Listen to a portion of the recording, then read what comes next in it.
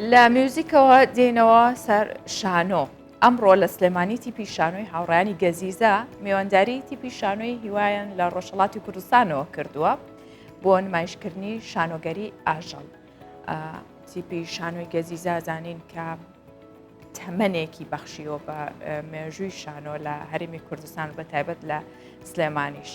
بۆ مەبەستێمە میێوەنداری خاتوشێن سابیرمان کردووە کە بەرپرسی ڕاگەاندنی تیپی شانۆی هاوڕایانی گەزیزەیە ڕاستەخۆ لە سلێمانیەوە لەگەڵمانە.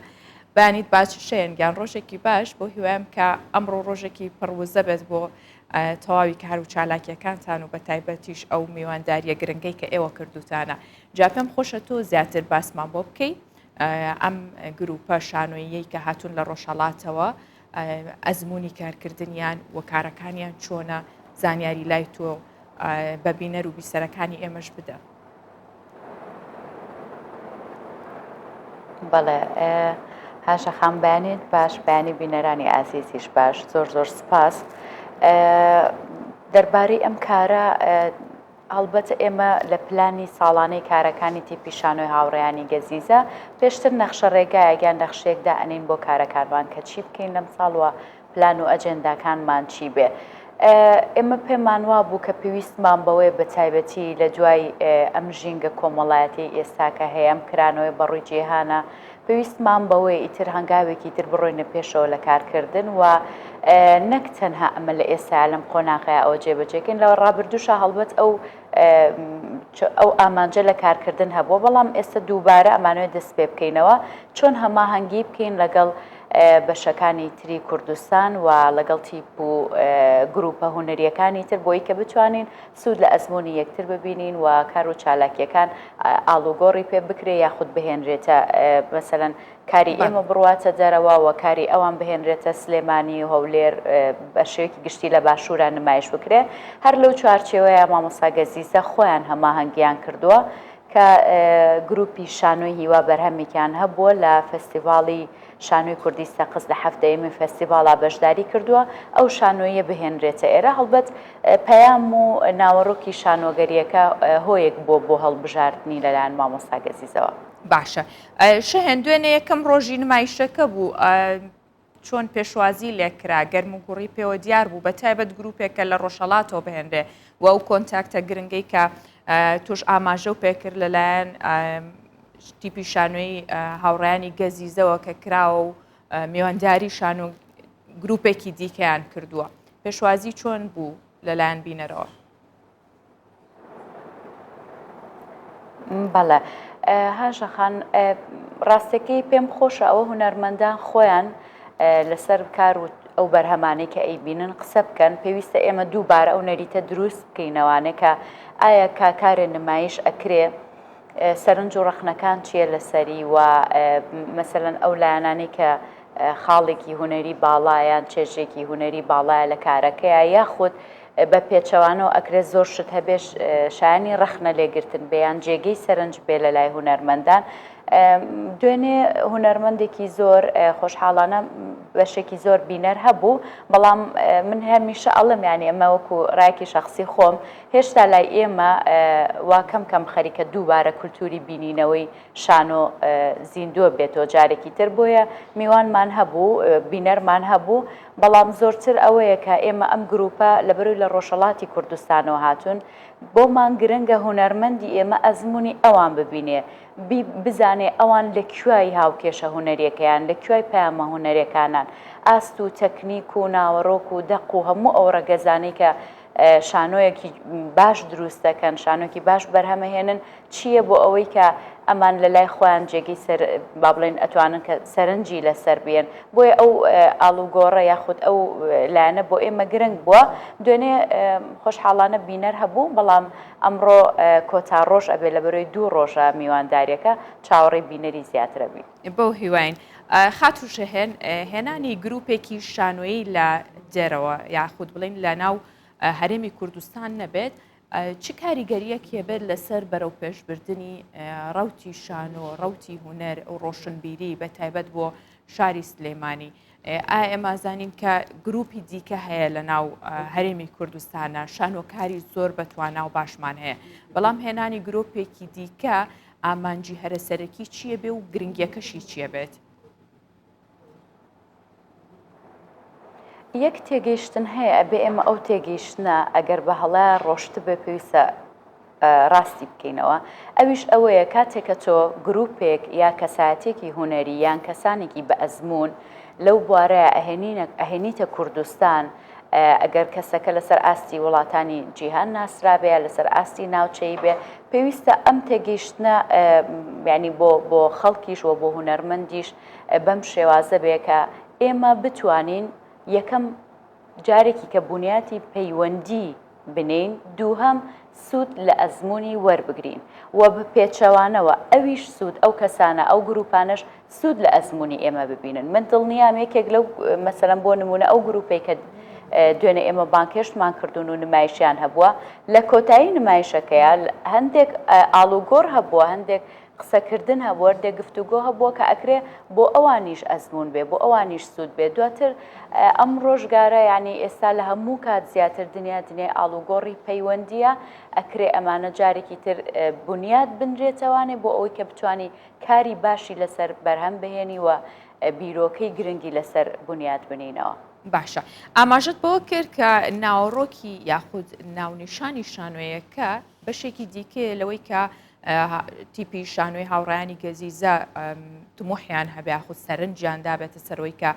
ئەم گروپە بانگەشت بکەن. جاگەر تۆ ڕوونکردنەوەی زیاتر بی لەسەرەوەی کە ئایا شانۆکە لەبەرەوەی تەنها پرسی ژنە یاخۆ چی دیوێکی دیکەی هەیە کە وای کردووە ئەوەندە گرنگ بێت؟ بەڵێ،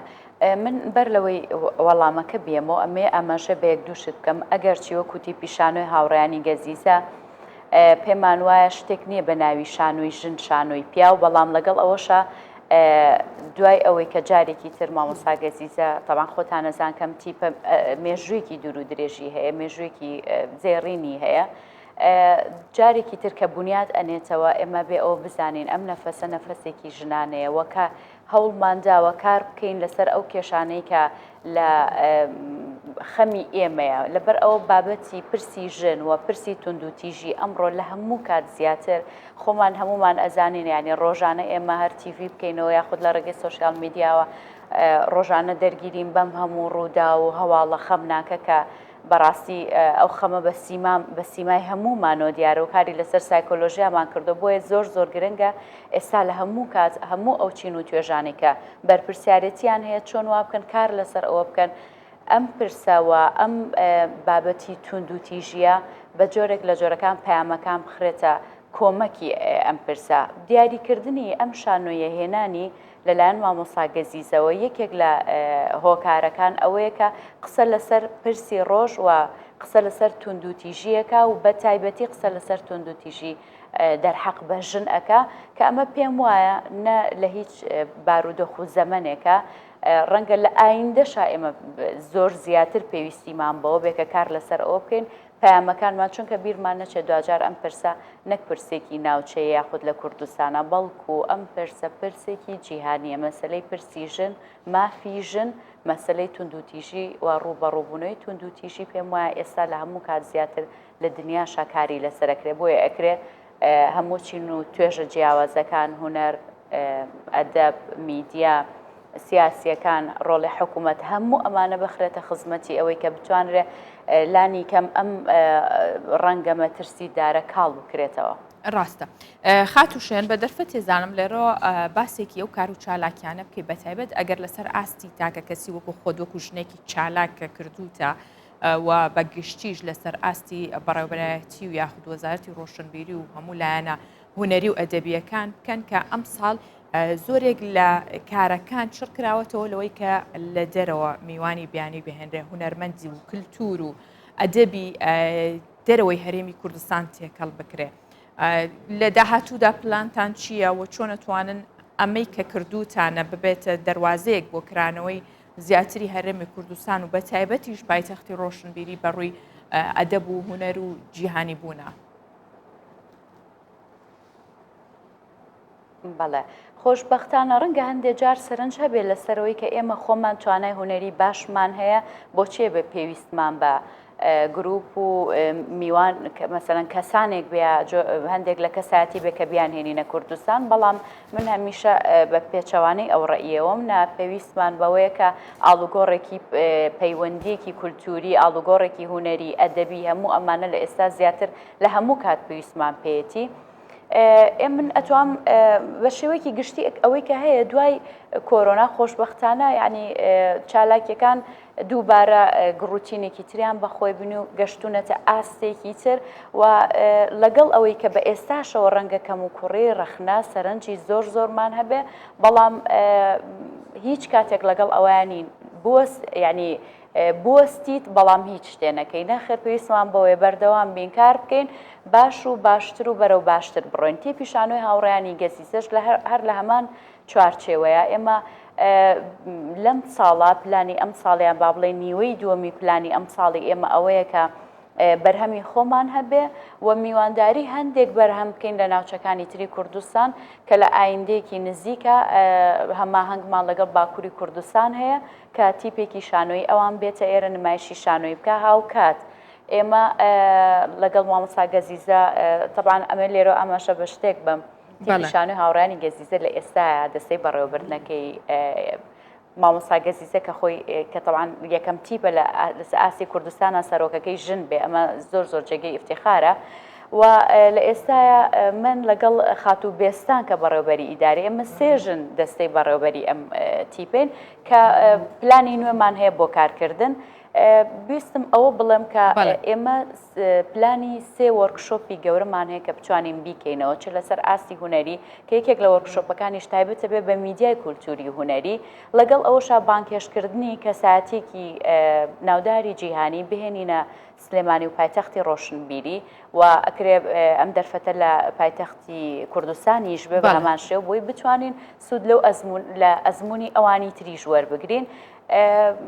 ئەم ساڵ پلانەکانی ئێمە بەو شێوەیە کە بتوانین چ شانۆ بەرهەم بهێنین چه میوانداری بکەین چه وەرکشۆپ و سیمینار بکەینەوانێ لەگەڵ ئەوەشا بتوانین میوانداری ئەو کەساتیانە بکەین کە لێرە بتوانن بە هەمان شێوە شویان هەبێ و هونەرمەندانی خۆمان سوودیان لێ وەربگرن بۆ هیواین خات و شێن سابیر خۆشحاڵ بووین ئینشاءڵڵا نمونەی تۆ تەواوی خانمانی دیکە هەمیشە زۆر زیاتر بێت و ئەو ڕەوتە بەرەو پێشەوە بەرن سپاس کە میوانی پرۆگرامەکەم بووی بە هیوای سەرکەوتن زۆر سپاس بۆ ئێوە سپاس بۆ ئەم دەرفەت